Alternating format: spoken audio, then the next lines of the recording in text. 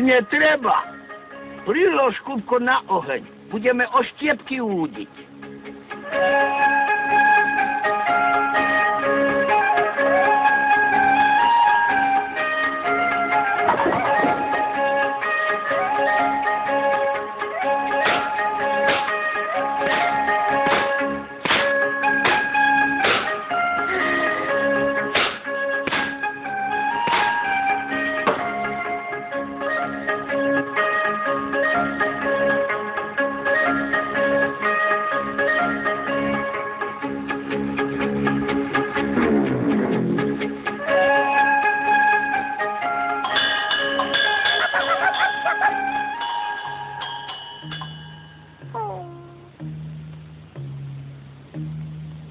Horí.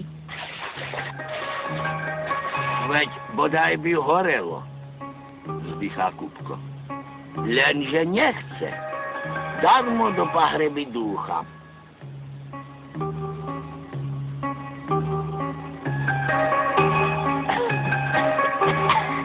Komín máme zapchatý, vraví Maťko. Treba ho vymiesť, rečie Kupko. Dajže trocha soli.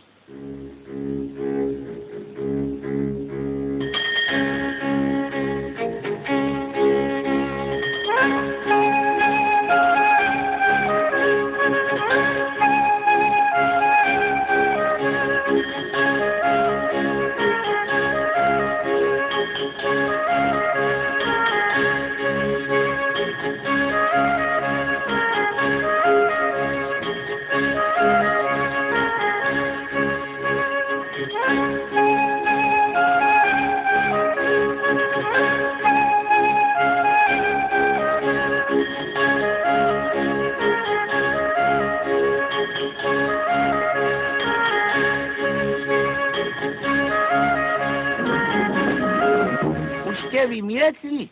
Pýta sa Maťko. Vymietli, vraví Kupko.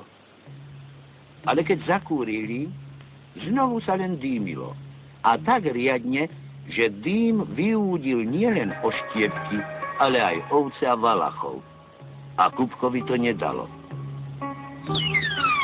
Už som vymietol, volá Kupko.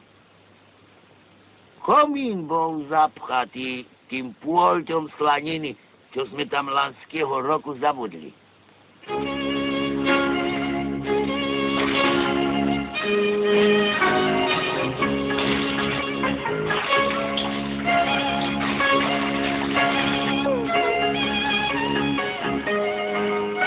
A tak valachy vyumývali seba, ovce i slaninu a pribrali sa jesť.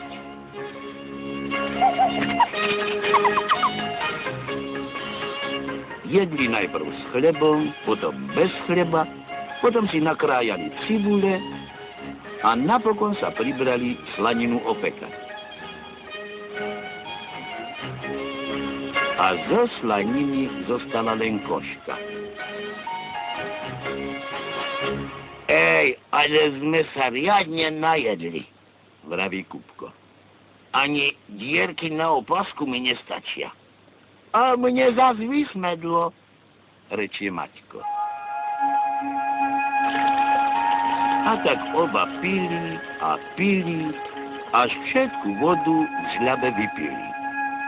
Ale vtedy sa už Kupko s Maťkom nevládali ani pohnúť a ležali a vzdychali. A tak ich našlo ráno. Ovečky však ešte za rosy nazbierali skoro celú a mačeri dúšky, čo zahoja brucha bôľ, a tak sa valasi zakrátko zviechali.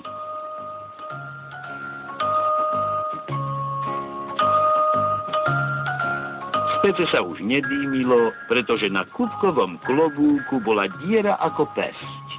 Len Kupko chodil s holou hlavou, až pokým vietor nespúkol klobúk z komína.